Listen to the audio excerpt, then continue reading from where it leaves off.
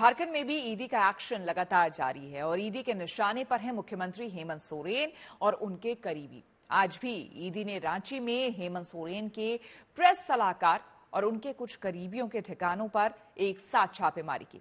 इसी से जुड़ा हुआ हमारा अगला और पांचवा सवाल है। तो हमारा अगला सवाल है कि झारखंड के सीएम हेमंत सोरेन के करीबियों पर क्यों कसा ईडी का शिकंजा।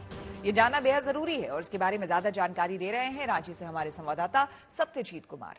झारखंड के सीएम हेमंत सोरेन के मीडिया एडवाइजर अभिषेक प्रसाद का ये आवास है और सुबह सवेरे से ईडी राजस्थान और झारखंड में इलीगल माइनिंग को लेकर 10 लोकेशंस से ज्यादा पे छापेमारी कर रही है और अब जो है यहाँ पे गतिविधियां बढ़ गई है। झारखंड के अंदर लगातार जो है एक तरह का क्राइसिस यहाँ पे बना हुआ था। ये अज्यूम किया जा रहा था कि जिस तरह से सम्मन स्किप कर रहे हैं लैंड स्कैम में मुख्यमंत्री, तो कोई बड़ा एक्शन ईडी का हो सकता है। झारखंड के मुख्यमंत्री हेमंत सोरेन के खिलाफ ईडी कई मामलों में जांच कर रही है। ईडी ने हेमंत को 7वीं बार समन भेजा, लेकिन इसके बाद भी वो केंद्रीय एजेंसी के सामने पूछताछ के लिए पेश नहीं हुए। ऐसे में उनके सामने भी अब गिरफ्तारी की तलवार लटक रही है। इसी से जुड़ा हुआ हमारा छठा सवाल है। हमारा सवाल है कि क्या बढ़ने वाली है मुख्यमंत्री हेमंत सोरेन की मुश्किलें। इसके बारे में और विस्तार से बता रहे हैं हमारे संवाददाता मुनीश पांडे। झारखंड के मुख्यमंत्री हेमंत सोरेन की मुश्किलें लगातार बढ़ती नजर आ रही हैं और उसके पीछे की सबसे बड़ी वजह यह है कि हेमंत सोरेन के खिलाफ जो ईडी की जांच है वो सिर्फ एक मामले में नहीं बल्कि कई मामलों में चल रही है। चाहे वो इलीगल माइनिंग का केस की बात कर लें या फिर जमीन घोटालों की बात कर लें या फिर कोयले के अवैध खनन की बात कर लें, इन सभी मामलों में कहीं ना कहीं जांच के घेरे में हेमंत सोरेन है।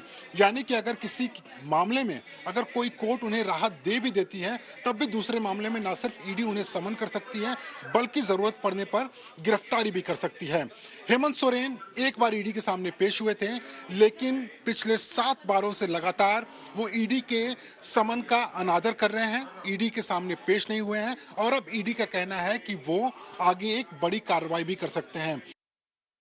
आपको बता दें कि झारखंड में एक बार फिर से लालू फॉर्मूले की चर्चा हो रही है। लालू फॉर्मूला मतलब अपनी जगह राज्य की कमान पत्नी को सौंप देना। दरअसल इस बात की आशंका जताई जा रही है कि हेमंत सोरेन को कहीं ईडी गिरफ्तार ना कर ले। अगर ऐसा हुआ तो राज्य में राजनीतिक अस्थिरता गहरा सकती है। इसलिए हेमंत की पत्नी को मुख्यमंत्री बनाने की चर्चा हो रही है। तो इसी से जुड़ा हुआ हमारा 7वां और आखिरी सवाल है। हमारा सवाल है कि क्या सोरेन सरकार में बदलाव की स्क्रिप्ट तैयार हो चुकी है। राज्य में दरअसल पल पल बदलते घटनाक्रम के बीच आज सत्ताधारी गठबंधन की एक बैठक रांची में बुलाई गई, जिसमें नेताओं ने ऐसी किसी भी योजना से इनकार किया है।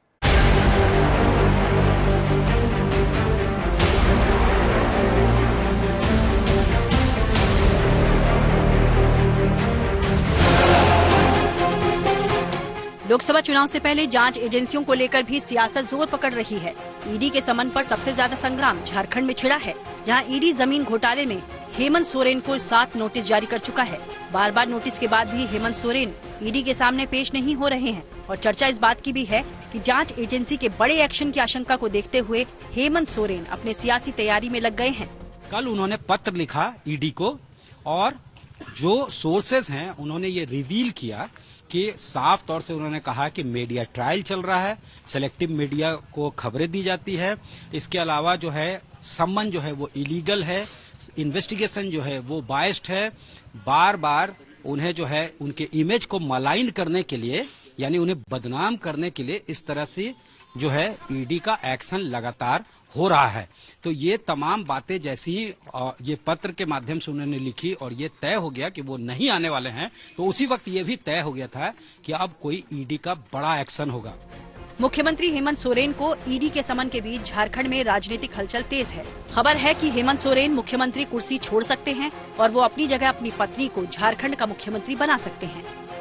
कहीं न कहीं ये कहा जा रहा है कि रणनीतिक जो है कहीं न कहीं खींचातानी चल रहा है कि कौन किसका क्या रणनीति होगा, कैसे जो है दोनों ईडी और इनके बीच जो है कन्फ्रंटेशन और टकराहट बढ़ता जा रहा है। दरअसल 2 दिन पहले झारखंड की गांडेय विधानसभा सीट से जेएमएम के विधायक सरफराज अहमद ने विधानसभा की सदस्यता से अचानक इस्तीफा दे दिया। इस्तीफे के पीछे उन्होंने निजी कारणों का हवाला दिया, लेकिन सियासी गलियारों में चर्चा इस बात की है कि हेमंत इसी सीट से अपनी पत्नी कल्पना सोरेन को मैदान में उतार सकते हैं। इसके पीछे का गणित ये है कि हेमंत सोरेन की पत्नी विधायक नहीं है और जो सीट खाली हुई है वहीं से सोरेन की पत्नी को चुनाव लड़वाया जा सकता है। हालांकि झारखंड मुक्ति मोर्चा ने इसे बीजेपी की एक अफवाह करार दिया है। सत्ताधारी गठबंधन के नेताओं का दावा है कि फिलहाल राज्य में सत्ता परिवर्तन की कोई बात नहीं है।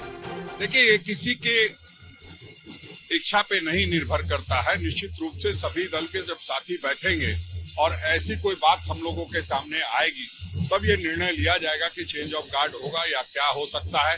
अभी उन्होंने फिलहाल इस्तीफा दिया है और कहा है कि झारखंड हित में, जनहित में हमने ये फैसला लिया है।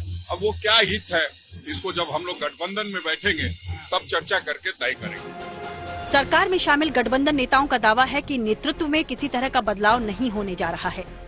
यदि ये संस्थाएं बायस्ड होकर राजनीतिक कारणों से जनता के द्वारा चुनी हुई सरकार को अपदस्थ करने की यदि योजनाओं में शामिल होंगी तो कहीं न कहीं हम लोगों को जनता की अदालत में जाना होगा।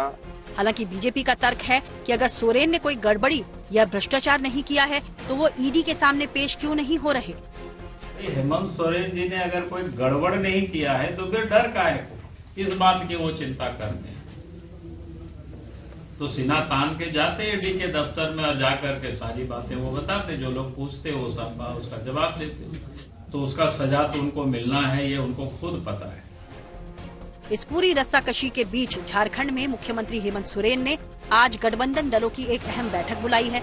अब इस बैठक से नए मुख्यमंत्री के तौर पर कल्पना सोरेन का नाम निकल कर आता है या फिर सभी पार्टियां केंद्रीय एजेंसियों पर हल्ला बोलती हैं, ये देखने वाली बात होगी। रांची से सत्यजीत कुमार के साथ bureau report, good news today.